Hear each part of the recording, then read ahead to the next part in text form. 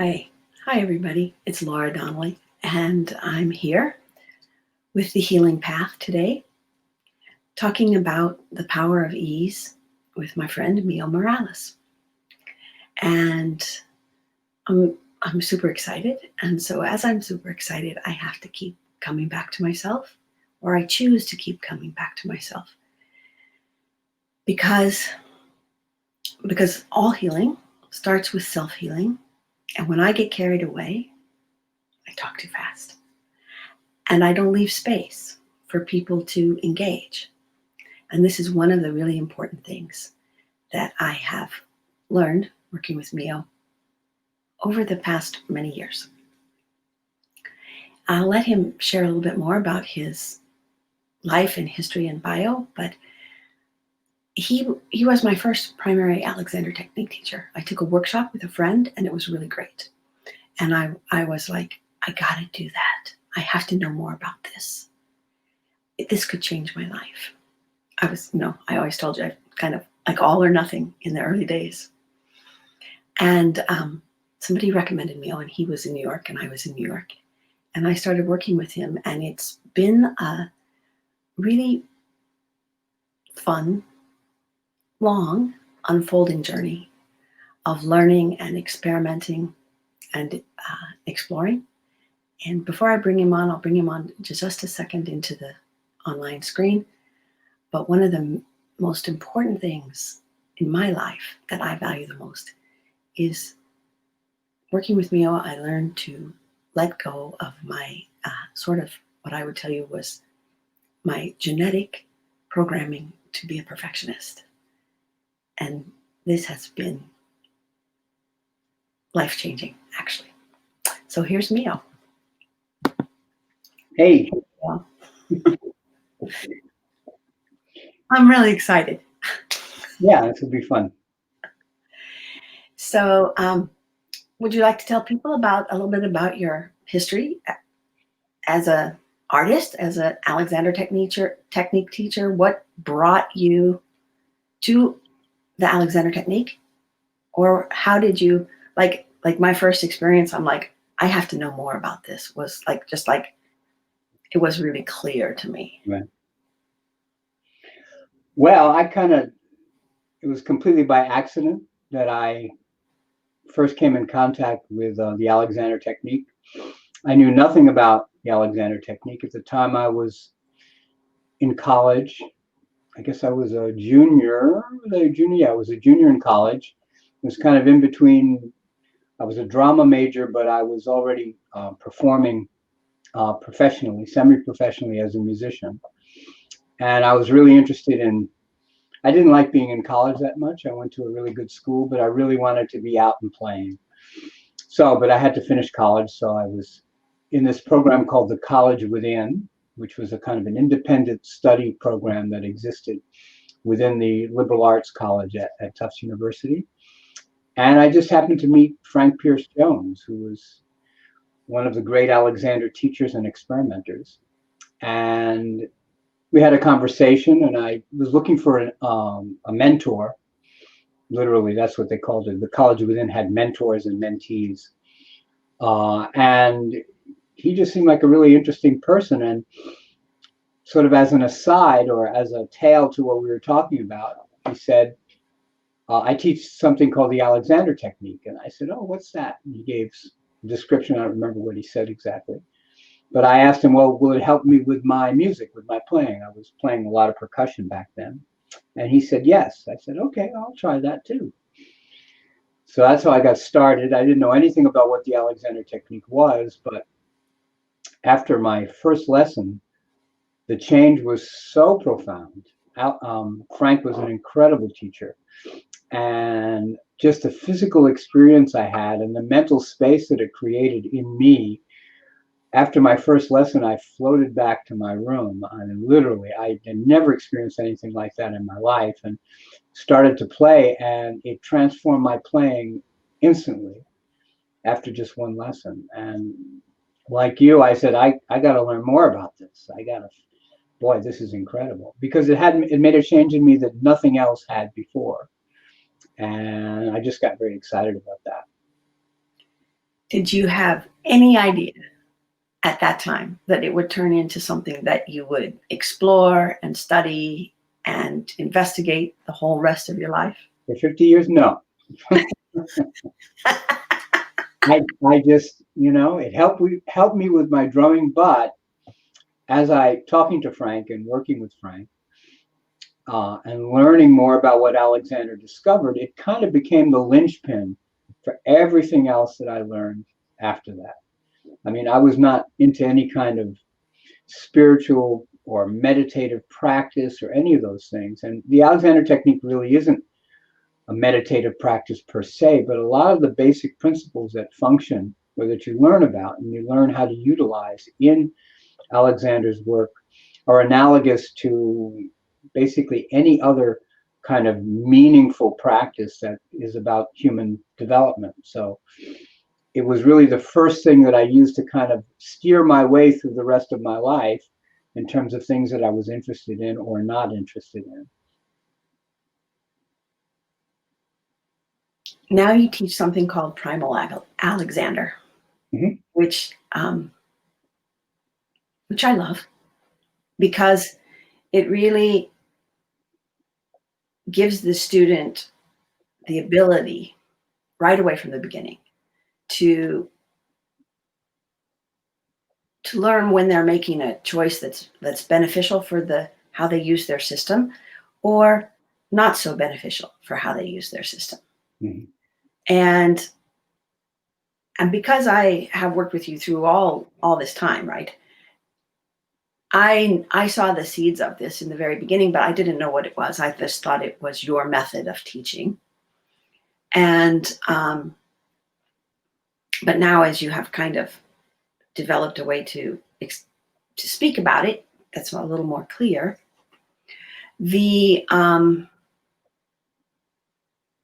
Well, I think that it's really going back to the very fundamental tenets and ideas that Alexander expressed in the beginning. Yeah. How did you stumble on this, or work your way around the world to this? Well, I mean, the essence of Alexander's work is, even now, is revolutionary. I mean, it's kind of like the pre-technique to anything that you want to do, anything that involves using your mind and your body, anything from knitting to running a marathon. It all has to do with the coordination between your brain and your body. Not that they're separate, but the way that you're thinking and you're moving and just your experience of your physicality manifests itself. He just made some amazing discoveries about how you can optimize the performance, your performance in any activity. So the Alexander technique is really about, or grew out of, his desire to solve a particular problem that he had, which was the loss of his voice. He was an actor. Alexander was born, in 1869? So we're talking about the late 1800s in Australia, Tasmania, actually. And he found that he was losing his voice in performance, and he was determined to continue his career as an actor, which at that time was just beginning to take off. And then he was finding himself losing his voice when he performed. So he went to all the doctors of his day, and they couldn't really help him. He went to speech therapists, massage. I'm sure he tried everything, but everything that he tried only at best offered temporary relief. So he figured out one small thing, which was that he could speak normally in conversation with people. But when he went to use his voice as an actor, he would start to lose his voice within a half an hour or so of the performance. So he said, oh, well, there must be something I'm doing differently when I'm performing that I'm not doing when I use my voice in conversation. And once he figured that out, he said, well, I'm going to figure out what that something that's different is. And that's how he got started. So it was basically, he was experimenting all the time with sort of what he was thinking and what he was feeling. And then he sat in front of mirrors as he performed as he vocalized, and became eventually very sensitive to what he was doing with himself, how he was using his body right before he began to speak. And then from his experiments, he kind of derived some basic principles and then began to teach them to people. And eventually he went on to teach them by using his hands. But I was always fascinated by the whole thinking that Alexander did to make the discoveries without anybody putting their hands on him. The Alexander technique, if you go to an Alexander teacher, mostly you will have an experience of them doing very subtle adjustments of your head neck area that lead to a whole series of other changes in your whole body. But Alexander did this all with his thinking, and that always fascinated me, and I wanted to learn how to do that and how to teach that. Yeah, it's pretty amazing. And one of the things I noticed early in my studies was that if I watched somebody who was getting easier, my body wanted to copy that. It wanted to move along with them. And I think that's one of the reasons that the video work really works, is because you're seeing each other. You're seeing and hearing how you're using yourself. And the concepts that he developed were really, especially for like the early 1900s, they were pretty advanced. Most people, they say, oh, well, mindfulness is important. And a lot of times I think about practicing Primal Alexander as being aware of what I'm doing with myself, with my thinking and my body, as I'm doing some kind of an activity. Mm-hmm.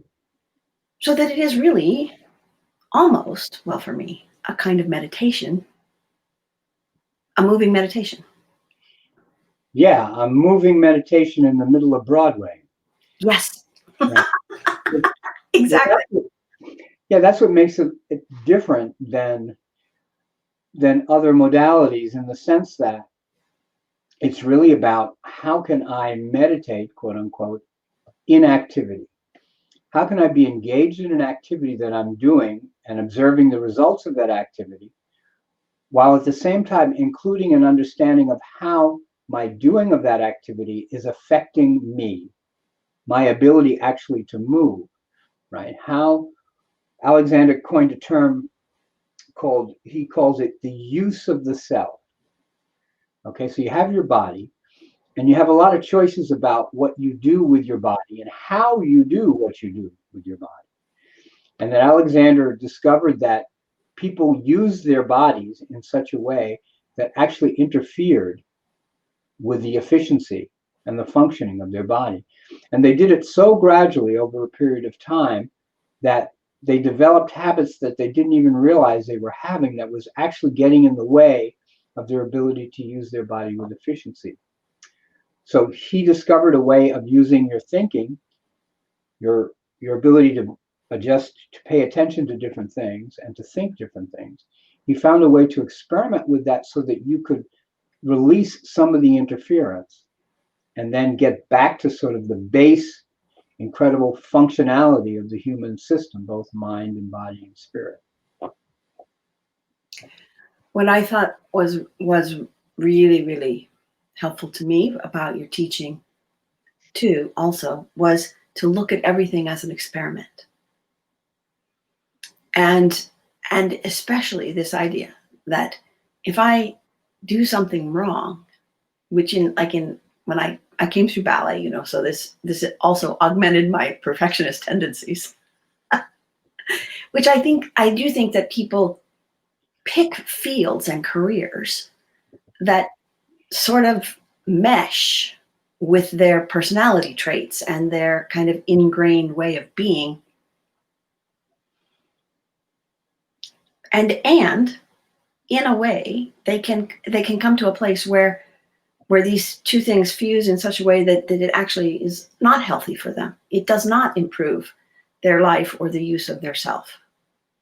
And so like I like knowing right and wrong, good and bad. I like all this duality stuff that I sometimes do, but in terms of perfection, if I hadn't wanted to improve my dancing, I wouldn't have gone on to study the Alexander technique. So that desire to improve, which is part of the whole perfectionist thing, was an impetus to move in a new direction. Mm-hmm. But the every time I did it wrong, to squish myself, to beat myself up, to criticize myself in pretty harsh terms, as you know, that just took me further down the path of not being easy in myself, not having full access to my capacities. And so this idea that you said one day is every time you make a mistake, that's a reason to celebrate. Was like, it was like a fundamental shift in my way of being. And then everything I do is an experiment. Does this work? Do I feel easier in my system? Do I have better function in the use of myself? Or do I start to shrink? Because what I do when I'm not easy is I shrink. Yeah. When I shrink, my voice gets tight. It's interesting. It's really interesting. Yeah, well, the thing is, it's good to strive. I mean, the thing is, we are perfect as we are. I mean, it's just a question of, if you want to do, in any given moment, you have a choice. We don't realize it, but we have a choice. We can either be improving our ability to do things right now and in the future, or we can be impeding our ability to do it, making things difficult, making things less easy. And if you can have a compass or some kind of indicator that tells you moment by moment whether you're going in the direction of improving or getting worse, then if you find yourself getting worse, that's very important information, because you find out that, oh, I'm not doing this as easily as I could, right? That there is some potential in me that could do this more efficiently. Then if at that moment you realize that you're interfering with that, and you have something that you can do in that moment that will steer you back towards moving more easily, then that's a really valuable tool. And it helps you to not to say, I have to be perfect all the time, or be afraid of making mistakes. It's like the mistakes are cause for celebration, because if you know you're making a mistake and you find yourself there and you want to do something different, if you have something very simple that's different, that improves you, then you get a huge value from having made the mistake, because you're thinking consciously of improving, and that's all you need to be doing in this moment. It just took off all the pressure. Yeah. It doesn't take away from the desire to want to do better and better, which is fine. Yeah. But it took off my self-criticism when I didn't do as well as I thought I should do. Yeah, you realize that it's NBD, no big deal. No big deal. Okay. It's like if you're driving down the road, right? You're driving down a road and you want to get to someplace in particular, and you make a right turn and you go and you start traveling, and you realize as soon as you get on that road, oh, I'm not going in the direction I want to be going in. So what do? You stop, you backtrack, you go back onto the main road, and you're fine. The problem that we have is that when you start down a road, you turn on the road and you're going 10, 20, 30, 100, 200, 500 miles, you think you're going towards your destination, but you find out after 500 miles that you haven't been going in the direction. Then again, of course, you can turn around and get back to the main highway, but you've wasted all of this time. So finding out that you're wrong, if you find out soon enough and you have a way to get back on the main highway, this positive highway that I think we can all be on pretty often, then there's no problem. You don't worry about making a mistake, right? The more sensitive you become to being off of the road, the faster you get back on the road. And that's what life is. I mean, it's all about steering back onto. No path is straight, I found out. No, not straight. And you can learn a lot, even if you're going the wrong direction. There's a lot that you learn. And one of the reasons, I think you know this, that I picked you as a teacher is because you were a percussionist. And I was like, if he can learn to beat the drums easily, surely he can help me learn to dance easily. Yeah, you see, got my drums back there. I see your drum set. I've been looking at it. I just bought one. I haven't had a drum set for, I don't know, 20 years. I decided to get back to playing because that's kind of where I started, and it's just such a good thing to be doing with your body for me. And it's a total body activity. I mean, you're moving your feet, you're moving your hands, you're moving your head. I mean, the whole thing. And so it's a lot like dancing in terms of activation. And the idea that that being easier in ourselves actually lets us be more powerful. Yeah. It's kind of amazingly freeing. And the other thing I often say is that the Alexander technique helps me find the right amount of energy for each activity. Because my nature is to just go all in a little bit too much. Right. And and then people say, well, you just need to slow down and you need to calm down and you need to and see that just still makes me madder than heck when people say that, right? Right. But if I check in with my system and how am I using my system, my body and my mind make a recalibration. Mm-hmm. I mean, it used to be I would talk to people and I get so excited about my ideas. I still do, but I would talk faster and faster and I would mix up the words and skip ahead. So it was impossible for me to really communicate. And then I would get more frustrated and more upset because my idea was so important that I wanted to share. And to be able to let go of all of that frustration and fear about communicating, to know that if I take care of myself, and several times during today, you take care of yourself. I feel myself move just gently a little bit. Mm-hmm. And it's not only powerful, it's freeing. Yeah. Yeah, well, we share experience as human beings. I guess in the last 20 or so years, they've discovered mirror neurons. They're neurons in your body, or the little systems in your brain that actually, when somebody else is doing a movement, those neurons respond by giving you an experience very similar to what the person moving is doing. So if I'm doing this like this, I can actually change the way you move by how I'm moving. I can change the way you move by the sound of my voice. Or if I take a pause. Yeah, see, so that we have a tremendous influence over each other. And that's one of the things that I guess I'm a pioneer in terms of the Alexander technique, is teaching the Alexander technique without hands-on, online. And that's been a really exciting journey for me the last, I guess it's almost 8 years now that I've been doing exclusively working online, teaching.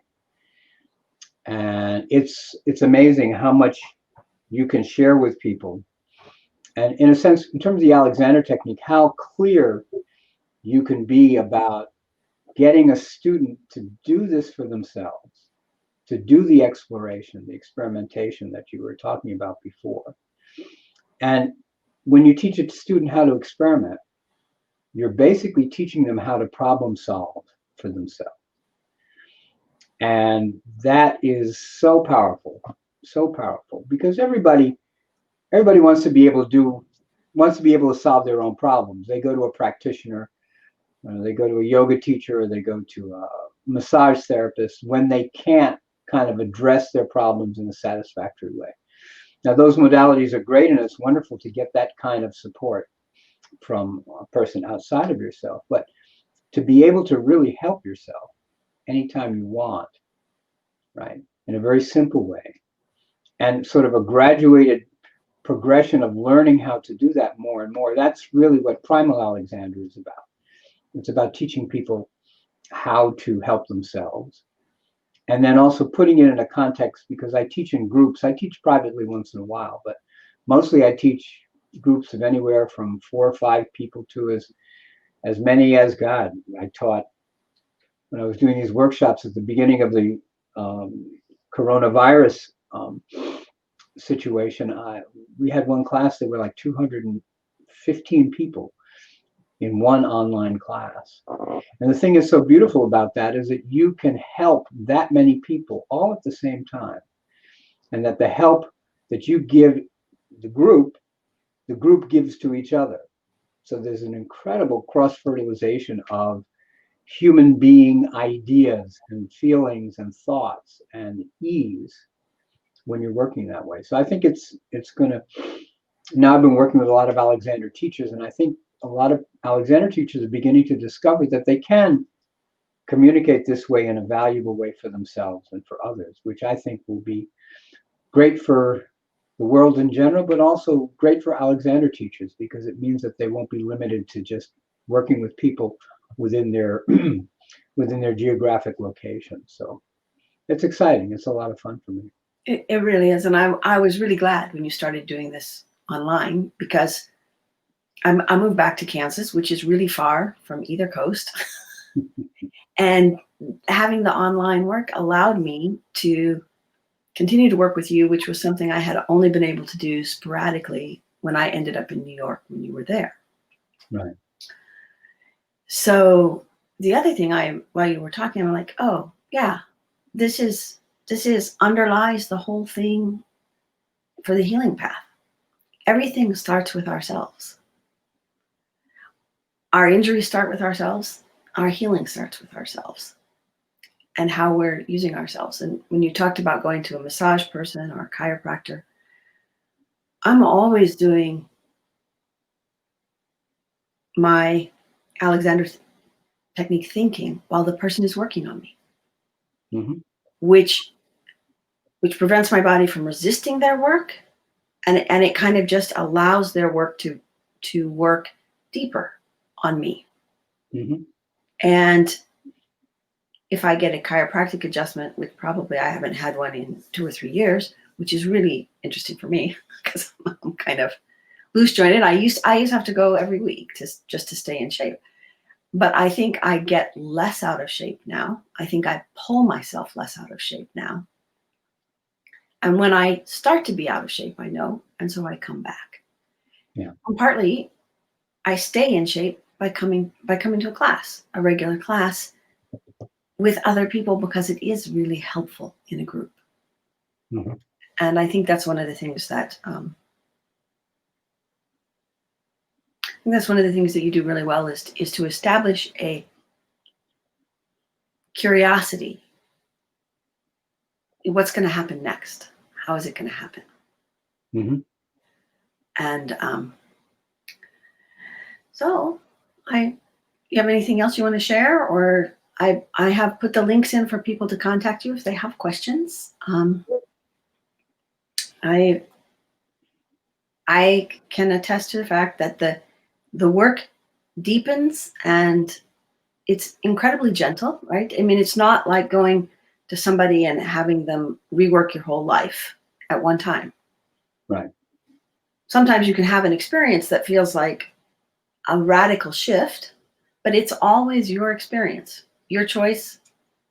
You can stay in that new space, or you can retreat for a little while, go back to your old habit and realize, oh, that makes the middle of my back hurt when I do that.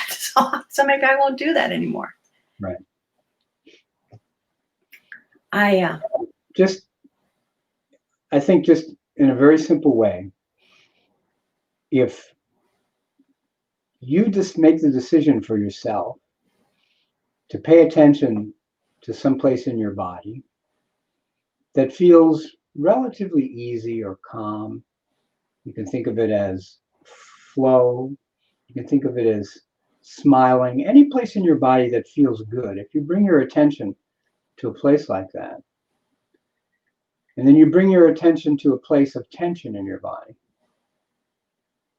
and then you bring your attention back to a place of ease in your body. Just play with that. You play with that a little bit on your own. See what you notice about that.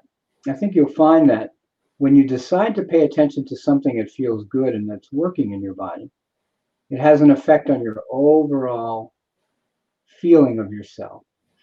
You know, whatever you pay attention to, you get more of. So if you pay attention to what's working, rather than focusing on what's painful or uncomfortable or what isn't working, it has a very powerful, a gentle but very powerful effect that's under your control. That's the thing that's really important to remember. If you have a decision about what you pay attention to, what you think about, how you think about things, and that you can have a tremendous effect on the way that you move through this world just by deciding to pay attention to things that are working rather than things that aren't. Oh, Imogen hopped on. She said it's lovely to see us, and she misses the class and she'll be back. Yay! Good. That's great. So I really appreciate your time, Mio, and thanks so much for sharing your little piece of your journey and your perspective, and just the general ease with which you approach most things, most everything whenever we can, right?